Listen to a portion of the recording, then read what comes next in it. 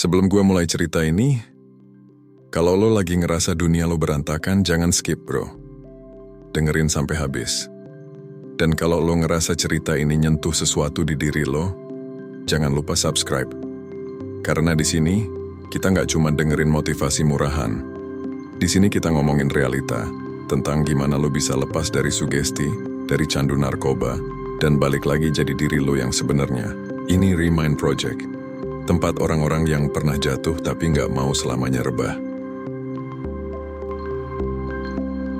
Gue inget banget hari pertama gue sadar kalau hidup gue udah nggak bisa terus kayak gini. Lo tahu rasanya bangun pagi tapi ngerasa hampa. Lo lihat kaca tapi lo nggak kenal siapa yang di sana. Gue dulu pikir itu cuma fase, tapi ternyata bukan.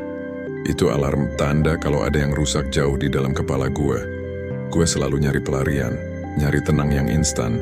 Tapi makin gue kejar, makin jauh gue dari diri gue sendiri. Gue baru paham satu hal. Sugesti itu kayak bisikan halus. Dia nggak maksa, tapi dia bujuk.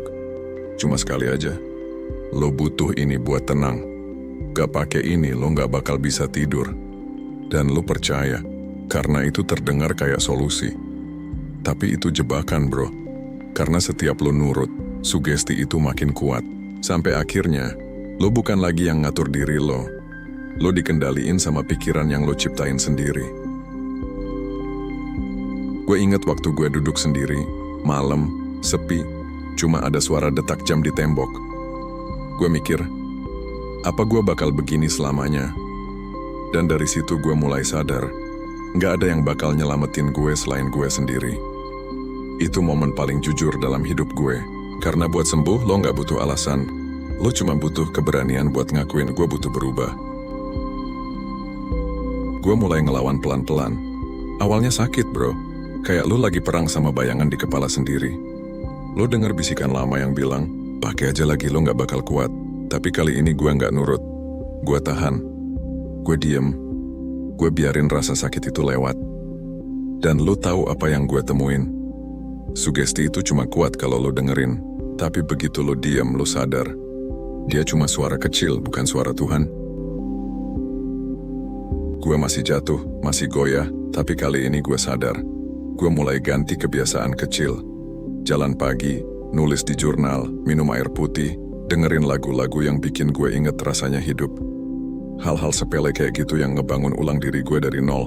Dan gue mulai ngerti, ternyata yang paling susah bukan berhenti, tapi nerima kalau lo udah cukup tanpa pelarian itu. Gue mulai bisa lihat harapan kecil. Gue ngaca, dan untuk pertama kalinya, gue gak pengen kabur. Gue ngeliat mata gue sendiri, capek, tapi jujur. Dan di situ gue sadar, penyembuhan itu bukan soal siapa yang paling kuat, tapi siapa yang paling sabar buat nungguin dirinya sendiri pulang. Ini baru awal bro, ini baru titik nol. Masih ada banyak suara di kepala yang harus dilawan. Tapi yang penting, sekarang gue udah mulai sadar cara ngebedain suara hati sama sugesti. Di episode selanjutnya, gue bakal cerita gimana cara gue bener-bener ngalahin bayangan itu. Jadi kalau lo ngerasa lo juga lagi di perjalanan ini, subscribe bro.